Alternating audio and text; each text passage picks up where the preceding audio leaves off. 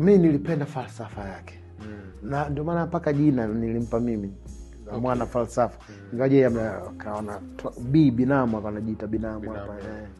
Mwana FA ni mdogo wangu wa mtaa. Okay. Kama anavyozungumzia Kibonde, yani Mwana FA na Kibonde walikuwa majirani. Okay. Au Mwana FA alikuwa anakuja kwangu nyumbani fresh.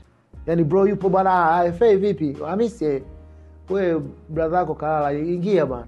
Kwa hiyo ni mtu ambaye alikuwa anaweza kaingia nyumbani kwangu mimi nimelala, akaona ngoja nisimwamshe, au siku nyingine kama ana emergency bwana, bro nataka hivi na hivi tunafanyaje? Hii tuifanye hivi. Lakini mtu ambaye nilikuwa nimeshibana naye, nilikuwa napenda sana falsafa yake. Nikaja nikagundua he's smooth but he's a killer. Yes. Umeelewa? Ndio maana anajiita Don Corleone. Yani yule ni version ya Godfather kwa Kiswahili. Sio kumremba. Kuna baadhi ya lyrics ukimsikiliza mle ndani ametoa mapanga bro, afu yuko smooth. Ndo zake. Ana lyric kwa hiyo hata akiingia kwenye mapenzi, anaenda kwenye mapenzi deep. Alafu havui watu nguo. Unajua kuna watu wakiingia kwenye mapenzi watataka njoo nikupige wewe nani hapo yani wanavua sana nguo. Yeye anaenda anaenda deep, alafu mpaka kuna wakati nilikuwa namwambia yani nyimbo ingekuwa mimi ndio kama mwanamke, yani mimi nishakuelewa.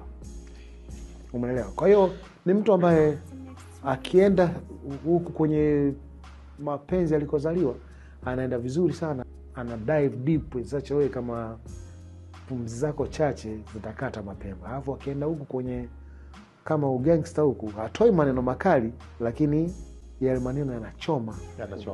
Umeelewa? Kwa hiyo ni falsafa. Alafu vingine, kitu kingine kilikuwa he was to me a fresh blood.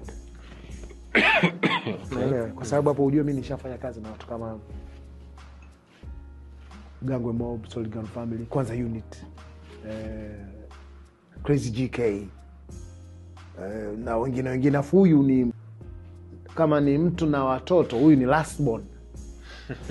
Umeelewa? Alafu anakuja vizuri. Unajua actually mimi nimekaa na FA, nimeanza kufanya naye kazi mpaka tunaanza kuja kurekodi nyimbo papu ya kuja kutoa miaka 2.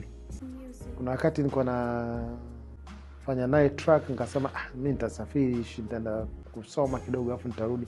Mimi nitakusubiri mzazi, anaita mzazi. Kwa hiyo ni mtu ambaye alikuwa ana misimamo.